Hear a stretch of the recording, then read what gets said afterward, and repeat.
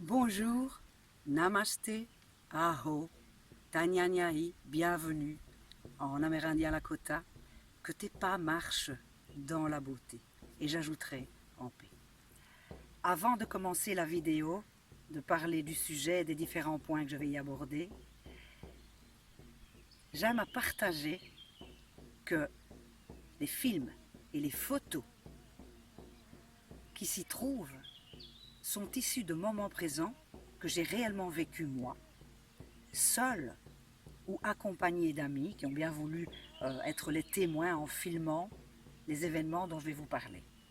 Je tiens quand même aussi à remercier les quelques photographes qui complètent par le don de leur image mes récits, mes histoires, mes astuces et les renseignements que vous allez trouver dans mes vidéos. Alors de quoi va parler cette vidéo? D'abord, cette vidéo est la première d'une série. Celle-ci révèle un peu une partie de mon être et va aborder mes connexions avec les halos solaires.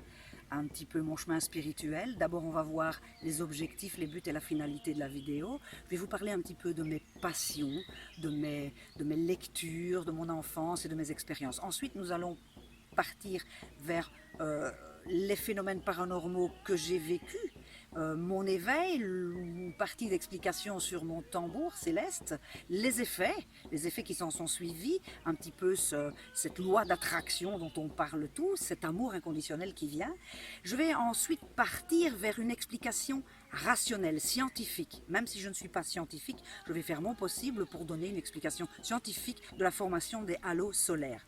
Ensuite, je vais passer dans une explication plus irrationnelle du phénomène. Je vais partir dans l'historique de ces halos solaires et même lunaires, pour ensuite faire le lien entre les deux. Donc entre la science et le spirituel, entre la loi d'attraction, la télépathie et la science. Je vais ensuite soulever des questions qui vont peut-être nous éveiller et nous amener des pistes vers comment on développe l'amour inconditionnel. Qu'est-ce qui nous permet de développer notre amour inconditionnel, notre amour de nous-mêmes? Quelles astuces peut-on mettre en place? Comment ça se fait?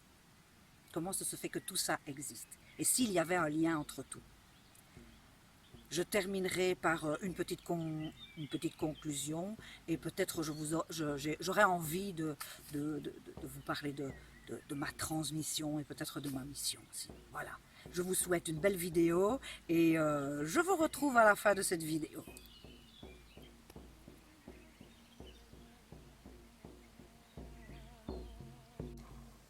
La série de vidéos liées aux synchronicités et aux phénomènes paranormaux que je vis se veut humble, objective, indicatrice, rassurante et ne veut en rien prouver ni désapprouver. Ces vidéos me font juste plaisir et j'ai eu envie de partager ce plaisir, de faire connaître la puissance de l'amour inconditionnel sur moi-même, l'impact sur le monde extérieur, les effets positifs de la croyance inconditionnelle, du pouvoir illimité de notre cerveau, de la gestion des émotions. En développant et en élevant ma capacité d'amour de moi, les synchronicités sont apparues naturellement. En les écoutant davantage, j'ai fait de plus en plus confiance à mon intuition et les signes sont devenus de plus en plus concrets et réalisés dans la matière. Ils sont devenus un soutien et une force inestimable pour moi. Mon but est de contribuer à ouvrir les portes de l'apprentissage de cette conscience, de l'utilisation de la loi d'attraction, de la conscience du tout relié, de faire un lien entre le rationnel et l'irrationnel, de la science et du spirituel, avec une finalité personnelle, apporter modestement mes compétences d'amour de moi et de les mettre au service d'un monde meilleur encore, parce que j'y crois.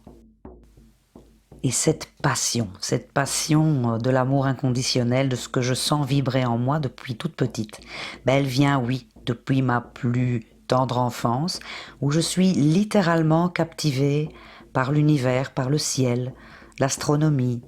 L'astrologie viendra suite à mon éveil. Avec mon cousin, je regarde les étoiles, la lune, leur fonctionnement, l'envoi des fusées, des phénomènes paranormaux, la vie extraterrestre, salutations au soleil, Inca, sacrifice humain, vie après la mort, les philosophies et les religions, les différences entre le bouddhisme et les religions, les cultures et arts différents, le fonctionnement humain, les sciences et le corps. J'ai une autre partie aussi où je joue avec mes cousins, mon frère, aux Indiens. Et je me sens déjà investi par leur quête pour le bien-être de la planète. Je marche, je bricole, je sculpte dans les bois. Je chante, je danse, j'aime les rythmes, les percussions, les instruments à cordes, depuis toute petite. Et j'apprends à nager. Et je commence naturellement par la brasse indienne. Tiens donc. J'aime les gens et j'aime aussi les faire rire et leur donner du plaisir. À la fin de mes études, j'obtiendrai plusieurs prix qui démontrent l'amour que j'ai pour l'être humain, mon investissement et la nature et la conscience de la beauté, du cadeau et de l'éphémère de la vie et du précieux de la vie. Ces phénomènes paranormaux, d'où viennent-ils ? La conscience et l'apparition des phénomènes inhabituels vont faire leur apparition de manière plus prononcée juste après l'expérience de mon éveil. Ils m'ouvrent les portes vers la compréhension de tout ce qui m'est arrivé dans ma vie, de ce que m'ont apporté les joies et les souffrances, comment je les avais attirées et du mécanisme inconscient que j'utilisais pour les vivre. C'est là que l'amour de moi est venu, l'amour inconditionnel, la conscience du tout relié. Mes processus, mon spectacle, mes dons de guérisseur, dynamiseur, mes formations en coaching, la conscience que je suis créateur de ma propre vie et que j'ai le pouvoir de donner le sens que je veux à mes pensées, sans attente, sans chercher. Je trouve. S'ensuit l'histoire que je vais vivre avec Céleste, mon tambour. Et dans une prochaine vidéo, je le présenterai avec l'histoire incroyable qui nous lie. Pour l'heure, la chose essentielle, c'est qu'à plusieurs reprises, les halos solaires et lunaires se forment suite à la combinaison de la résonance du tambour, de mon chant personnel, chant de l'âme, et géographiquement situé près d'un point d'eau, mer, océan, rivière. Et juste avant, je me suis senti envahi par une inattendue pulsion de joie, d'enthousiasme, d'émerveillement, un élan d'amour, de synchronicité incroyable. Et juste après, les réponses auxquelles je n'avais pas accès m'apparaissaient claires et limpides pour agir.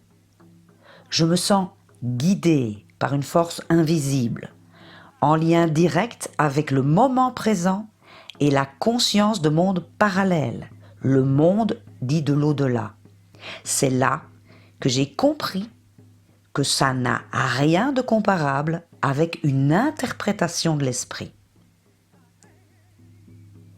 Je suis né sous le signe de l'aigle chez les Amérindiens. Et à plusieurs reprises, lors des apparitions des halos solaires, un rapace ou deux survolait l'endroit.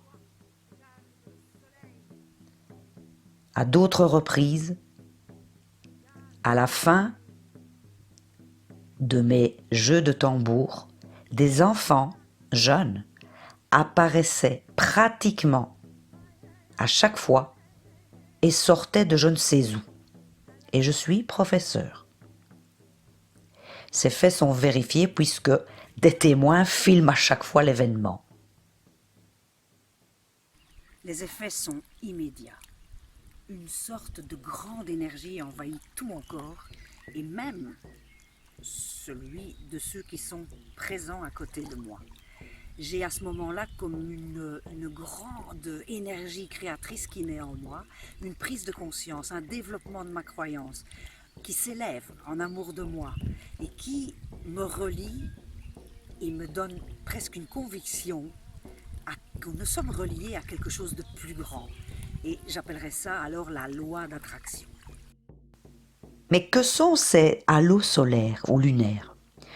Ce sont des anneaux de lumière formés autour du Soleil ou de la Lune. Ils sont observés plusieurs fois par an et visibles depuis le globe et depuis certains pays du globe. Ils sont produits par la présence de nombreux cristaux de glace. Quand le ciel bleu se charge de cirrus ou de cirrostratus, de nuages très très fins.